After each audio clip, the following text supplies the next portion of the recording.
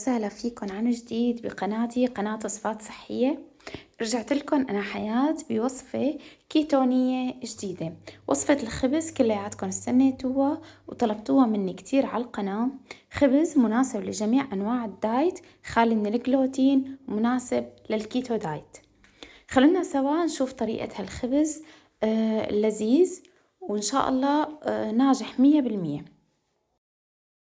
راح بحتاج لهي الوصفة لحوالي 180 جرام من جبنة الموتزاريلا مبروشة طبعا.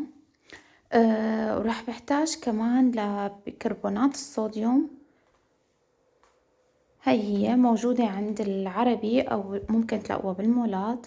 لملح الهيمالايا كمان بحتاج، وللبيكنج باودر معلقة صغيرة، وبيضة، وقشور السيليليوم معلقتين كبار، ومعلقتين كبار من طحين بذور الكتان، ومعلقتين من طحين اللوز، ومعلقة جبنة كريمية، وبذور للتزيين حسب الرغبة. ممكن إذا ما بتحبوا إنه تزينوها ببذور، ممكن إنه تحطوا عليها زيت وزعتر، تخلطوهم مع بعض وتحطوهم على الخبزة، كمان بصير بتطلع طعمتها كتير طيبة. هلا أول شي دوبت الجبنة بالميكروويف لحتى صارت عندي بهذا الشكل. بعدين حطيت عليها المواد الجافة ومعلقة الجبنة الكريمية، وفقست عليها البيضة، وحطيت البيكنج باودر وبيكربونات الصوديوم وملح الهيمالايا. الملح طبعا حسب الرغبة، حسب انتو ما بتحبوا ملوحتها، ممكن ما تحطوا ملح بالمرة كمان بصير.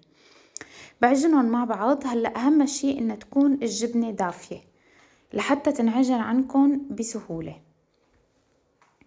قوامها كتير حلو وطري. هلأ بقطع الخبز لقطع، ممكن تقطعوها قطع متساوية، تلت بتلت بتلت، 3 قطع، ممكن تقطعوها 4 قطع حسب انتو ما بتحبوا. انا قطعتها ل3 قطع، وطلعت عندي حجم الخبزة مناسب جدا. ممكن انتو تقطعوها حسب انتو ما بتحبوا. دهنت على ايدي شوية زيت، وحطيت القطعة اللي انا قسمتها بين ورقتين زبدة وفردتها بالشوبك. كمان رقة الخبزة حسب انتو ما بتحبوا، يعني مو شرط. انا حسيت سماكتها هيك كتير مناسبة، ممكن انتو ترققوها اكتر وتعملوها بالمقلاية كمان بصير، بس انا حبيت اني اعملها بالفرن. حطيت على وشها البذور اللي انا بدي اياها، حبيت البركة، بذور الكتان، بذور الشيا والسمسم. بعدين حطيتها بفرن حامي، طبعا الفرن حامي على الأخير. حطيتها على الصاجة كانت جوات الفرن والصاجة حامية، فأنا فورا حطيت عليها الخبز واستنيت عليه لصار لاستوى من الأسفل، وبعدين قلبته على الوش الثاني ولحتى استوى وطلعته. الريحة بتجنن على قد ما هيك شهية ولذيذة. عن جد إذا جربتوا الخبز رح تدعولي إن شاء الله.